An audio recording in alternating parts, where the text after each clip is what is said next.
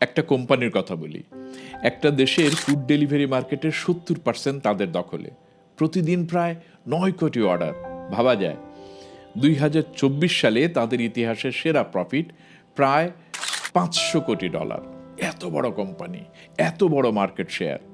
সবাই ভাবলো এটা তো সেট, কিন্তু মাত্র 1 বছর পরে 2025-এর শেষে সেই একই কোম্পানি চলে গেল লসে। প্রায় $340 কোটি লস মাত্র 12 মাসের ব্যবধানে। কি হলো? এটা চীনের কথা। কোম্পানির নাম মেতুয়া। বহু বছর ধরে উলামার সাথে ডিসকাউন্ট ওয়ার করে করে তারা মার্কেট জিতে নিয়েছিল 70%। সবাই ভেবেছিল যুদ্ধ শেষ, কিন্তু 2025-এর শুরুতে জিদং হঠাৎ এই মার্কেটে ঢুকে পড়ল। আলিবাবা উলামাকে নতুন করে ফান্ড দিল, আবার সেই একই খেলা শুরু হলো। Discount, subsidy, free delivery. মেতুয়াকেও বাধ্য হয়ে আবার সেই যুদ্ধে নামতে হলো। আর ফলাফলটা দেখুন, রেকর্ড প্রফিট থেকে সরাসরি রেকর্ড লসে 1 বছরে। মানে বুঝলেন, মার্কেটে 70% শেয়ার হাতে থাকলেও কেউ নিরাপদ না। এটাই রেড ওশানের আসল চরিত্র। কম্পিটিটর যে কোনো দিন নতুন করে ডিসকাউন্ট ওয়ার শুরু করতে পারে, আর সেটা ঠেকানোর কোনো উপায় নেই। এবার বাংলাদেশের কথায় আসি। 2013 সালে হাংরি নাকি বাংলাদেশে প্রথম অনলাইন ফুড ডেলিভারি চালু করলো, মনে আছে তো? একা ছিল, কোনো প্রতিদ্বন্দ্বী নেই। তখন স্মার্টফোন হাতে হাতে ছড়াচ্ছে, ইন্টারনেট পেনিট্রেশন বাড়ছে, সময়টা একদম পারফেক্ট।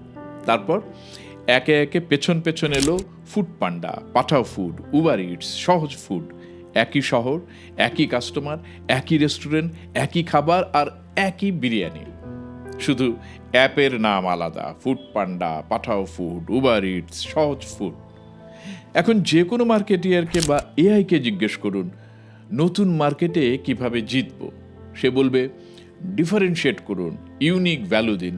খুবই সুন্দর কথা, কিন্তু বাংলাদেশের ফুড ডেলিভারি মার্কেটে ডিফারেন্সিয়েট করার সুযোগটাই কোথায় ছিল, কিংবা এখনও কি আছে?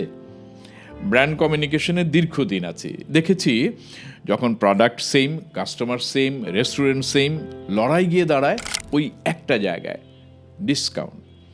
100 টাকার অর্ডারে 70 টাকার কুপন, প্রথম অর্ডারে ক্যাশব্যাক, ফ্রি ডেলিভারি, কাস্টমার খুশি। সেটা ঠিক আছে, কিন্তু কোম্পানি প্রতিটা অর্ডারে লস দিচ্ছে এই আশায় যে একদিন লাভ আসবে। এখনও আসেনি।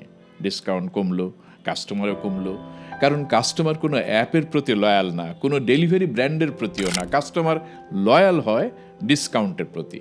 যেখানে বেশি ডিসকাউন্ট সে সেখানে। উবার ইটস 2020 সালে মার্কেট ছাড়লো, সহজ ফুড 2021-এ বন্ধ হলো, আর হাংরি নাকি যে প্রথম শুরু করেছিল দারাজের হাতে গিয়েও শেষ পর্যন্ত টিকলো না। আজ পর্যন্ত বাংলাদেশে একটা ফুড ডেলিভারি কোম্পানিও প্রফিটের মুখ দেখেনি, একটাও না।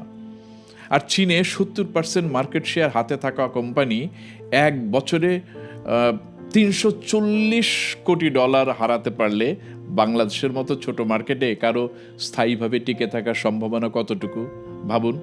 আচ্ছা, ব্লু ওশান খুঁজে পেলেই কি নিরাপদ? সেই গল্প আরেক দিন হবে। আজকে প্রশ্নটা রেখে যাই, বাংলাদেশের পরের রেড ওশান কোন মার্কেট হতে যাচ্ছে বলে মনে হয় আপনার? কমেন্টে লিখুন। ভালো থাকবেন।